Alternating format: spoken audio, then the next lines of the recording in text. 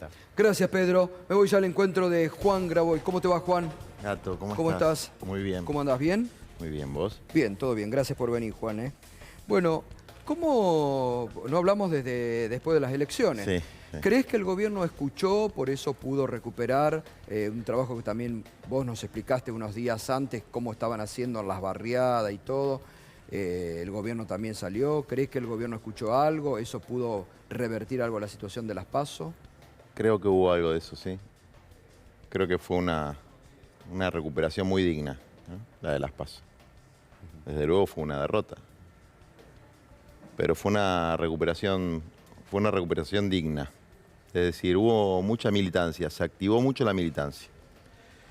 Tal vez como pasó en muchas ocasiones en la Argentina, porque nos une el espanto. El espanto frente al empoderamiento del macrismo, frente al avance de formas muy violentas, neofascistas, de gente agresiva, de Avanza Libertad, Sí. que tienen grupos de patotas que hostigan militantes en el territorio, chicas jóvenes como Felia, etc. Y eso activó mucho la militancia y en la Argentina, sobre todo en la provincia de Buenos Aires, la militancia mueve el amperímetro, ¿no? Y además hubo algunos gestos importantes del gobierno, hubo un poco más de inversión pública, hubo actitudes de mayor firmeza del presidente en relación a los sectores de poder fáctico y hubo algunos cambios en el Gabinete Nacional cuyo desempeño vamos a poder analizar con más tiempo, pero que al menos mostraban que no estaba todo bien. Es decir, era un signo de receptividad frente a una demanda que muchos sectores del Frente de Todos hacíamos de que no estaba todo bien y que no está todo bien, Gato. Claro, obvio. La Argentina está muy mal nuestro país.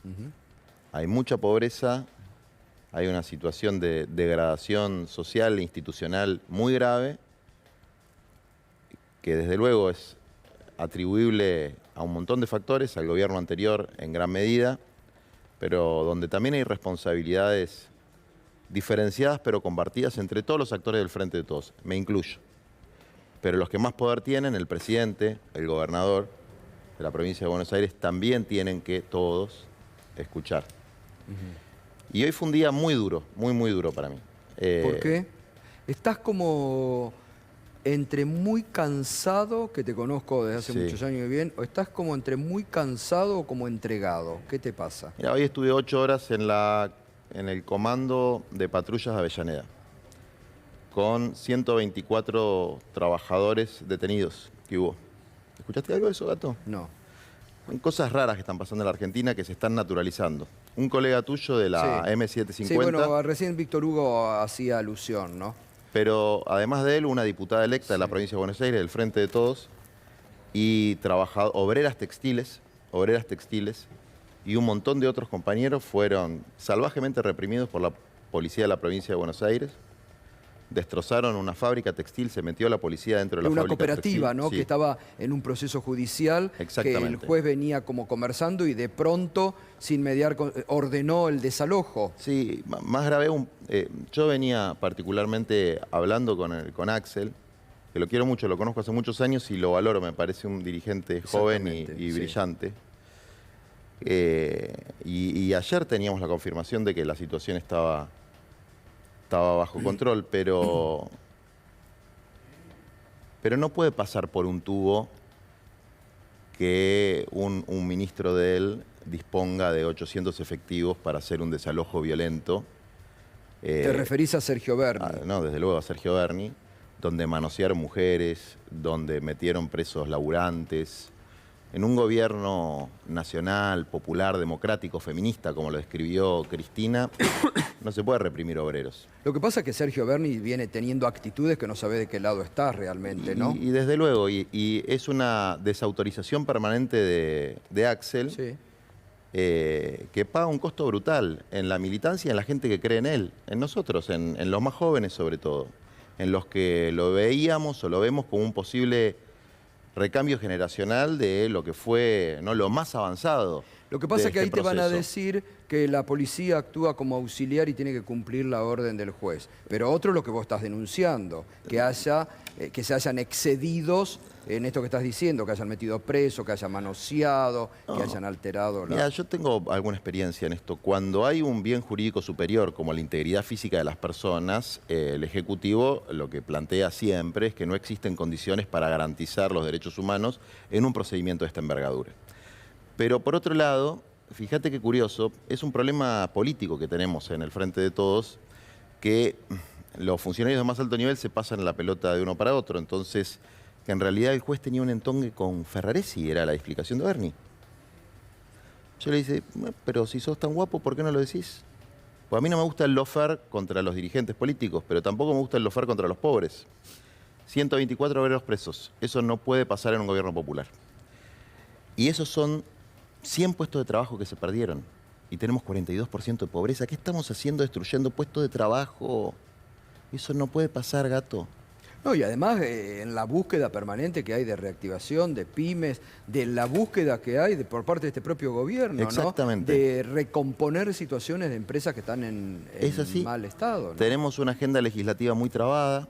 Por ejemplo, hay muchas empresas recuperadas en riesgo de desalojo. Hoy había por lo menos 2.000 obreros de empresas recuperadas en la comisaría. ¿Y vos qué crees que pasó en el fondo? Yo creo que es una mezcla de falta de autoridad política, de mucha división interna, ¿no? Falta de conducción política, que tiene que ver con la fragmentación que hay en el Frente de Todos, que uno piensa que ocultando las diferencias vamos y vamos, y no es así. No es así. ¿No? Hay que debatirlas y hay que, escuché la palabra, institucionalizarlas. Se vio, claro, se vio en las elecciones. La Sí. falta de institucionalización del Frente de Todos pasa con esto. Pasa con esto, y hay que tener algunos principios claros. Hay líneas rojas que no se pueden cruzar. Un gobierno que defiende los derechos humanos no reprime obreros. Punto. Se acabó. Es la otra cara del funcionario que no funciona. Es el funcionario que reprime. No va. Eso no va. Vamos, nosotros no podemos, si se quiere, tolerar lo que criticamos del rival político. Obvio. Si nosotros criticamos la intolerancia y la violencia de las nuevas expresiones de la derecha, no podemos tenerla dentro de nuestras filas. No puede haber en el gobierno popular un enano fascista. Que nunca se metió con nadie que cobra más de 5 pesos. Siempre la violencia es con los de abajo y con los del medio. Y en eso falta firmeza. Y después creo que tenemos la pesada herencia, y hay que seguir hablando de la pesada herencia, es muy dura. Y viene esta cuestión de la mafia judicial, porque yo no quiero jueces pro, pero tampoco quiero jueces PJ, ni jueces UCR. Esto es una cueva de Alibaba.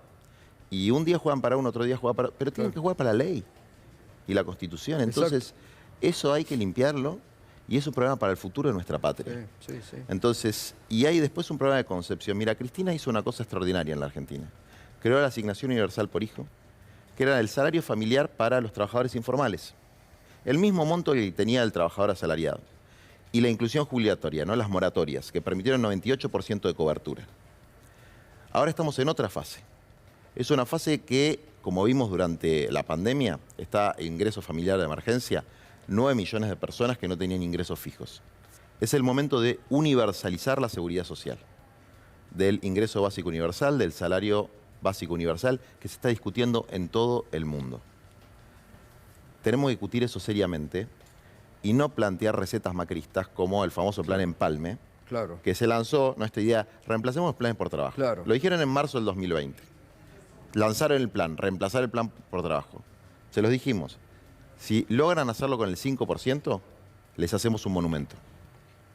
1.3% lograron. No funciona porque el mundo cambió. ¿Y qué habría que hacer, entendés vos ahí? En principio, a ver, Es muy importante esto, porque después viste que viene la derecha, dicen ustedes, los vagos, los movimientos sociales. Sin embargo, nació de ustedes también esta propuesta de inclusión por trabajo, ¿no? A ver, los planes por trabajo ya se reconvirtieron hace mucho tiempo, Exacto. digamos, ¿no? La gente trabaja en el reciclado, Claro. en la horticultura, es decir, el que está dentro de una cooperativa trabaja. Pero después hay un montón de personas que trabajan en la economía informal, Exacto. que no están organizadas y que no les alcanzan sus ingresos. Entonces, garantizar un ingreso de base para 8 millones de trabajadores y trabajadoras de la economía informal es posible y es necesario, y además va a producir un shock de consumo que va a reactivar toda la economía, porque después esa gente va al almacén, va a la ferretería, va a comprarse un helado. Porque además eso, me parece, Juan, que la propuesta que ustedes le hacen es reasignando partidas que por ahí Desde luego pierden en planes que no sirven. Es mucho, menos del 2% del gasto público. Claro. Y menos del 15% de lo que se va a gastar de pago de intereses de deuda, digamos, ¿no? Entonces, tiene que ver con garantizar un piso de dignidad que supere la línea de indigencia y después promover, no destruir los procesos de las cooperativas, como sucedió hoy. Claro. ¿No? ¿Sabes lo que cuesta construir una fuente de trabajo? Esa cooperativa funcionaba hace 16 años. Ladrillo por ladrillo. ¿Sabes cómo lloraban las costureras? Sí. Y obvio. Que habían Es la construido pérdida de un trabajo, es la pérdida de un trabajo. que se lo hicieron ladrillo, y eso no vale, ¿no? Imagínate si hubiesen entrado a gasear la Facultad de Ciencias Económicas. No, bueno.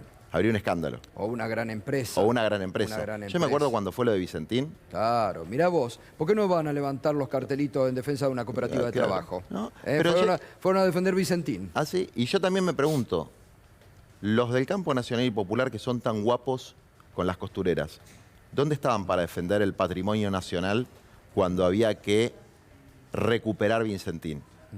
Cuando había que recuperar el predio ferial que se robó la sociedad rural y que Cristina un 20 de diciembre, me acuerdo como si fuera hoy, anuló el decreto de venta corrupta por el que fue condenado Menem, pero nunca los de la sociedad rural, porque ellos manejan a los jueces y a gran parte de los políticos. Cristina decretó la recuperación y la anulación de esa venta corrupta, pero ahí no fue nadie a decir, señores, disculpen, se tienen que retirar. Esto pasó a ser del Estado Nacional, vamos a hacer un hospital acá. Siempre la fuerza se utiliza con los de abajo. Juan, tengo que ir cerrando, pero te agradezco, siempre es muy interesante hablar con vos. Dos cuestiones muy rápidas. El otro día cuando hablábamos en radio, que sorprendiste por la ley de envase, que ahí también es otro meollo, y vos dijiste, hubo mucho lobby, presión y hasta coimas. Dádivas, podríamos decir, hubo una oferta. Y no se trató la ley. No se trató la ley. Hay 4 leyes muy importantes. La ley de protección de los derechos humanos para personas en situación de calle, que esperemos que el jueves se trate en el Senado. La oposición, que un importante senador de Juntos por el Cambio me dijo que lo iban a hacer, tiene que votarla, la votó en diputados. Eso, por favor, gente en situación de calle, no le hace mal a nadie y le hace bien a mucha gente. La ley de acceso a la tierra y protección de los cinturones hortícolas, que está en diputados. La prórroga del relevamiento indígena, que está en diputados, es muy importante. No podemos... No, hay que hacerlo. Se votó hasta en el macrismo, dejémonos de joder. Y, bueno, la ley de envases, que es fundamental. ¿Puede ser tratada antes de que termine el actual periodo? Y hay sesión el 16, ¿no? Entonces, hay que, además de denunciar a los que reciben estas dádivas, nuestro gobierno tiene que militar esas leyes, ¿no? Nuestro gobierno lo tiene que militar. El ministro de Producción la tiene que militar, él la firmó en la ley. Entonces tiene que hablar con las provincias y explicarle que no es una ley para perjudicar a la industria, sino para beneficiar a la humanidad, a las futuras generaciones, a la Argentina, y que dejemos de contaminar nuestros océanos, nuestros ruidos. Total. ¿Lo ves mejor parado al gobierno en otra postura? Yo tengo esperanza de que el 10, con Lula acá en la Argentina, con una posible victoria de Lula en Brasil, porque nuestro país va a tener futuro si tenemos una integración continental, podamos empezar una nueva etapa, que no pase nunca más lo que pasó hoy en la fábrica textil, que haya una verdadera renovación del gobierno, porque el 10 se cumple en 2 años exactamente, que podamos dar vuelta a la página de todos los errores y que empecemos con fuerza. Nosotros volvemos a apostar al frente de todos, pero no naturalicemos los errores y mucho menos los crímenes, porque lo que sucedió hoy fue un crimen. Juan, gracias como siempre. Gracias a vos, Gato, por el tiempo y por el espacio. Gracias, gracias. Hacemos la primera pausa, enseguidita con...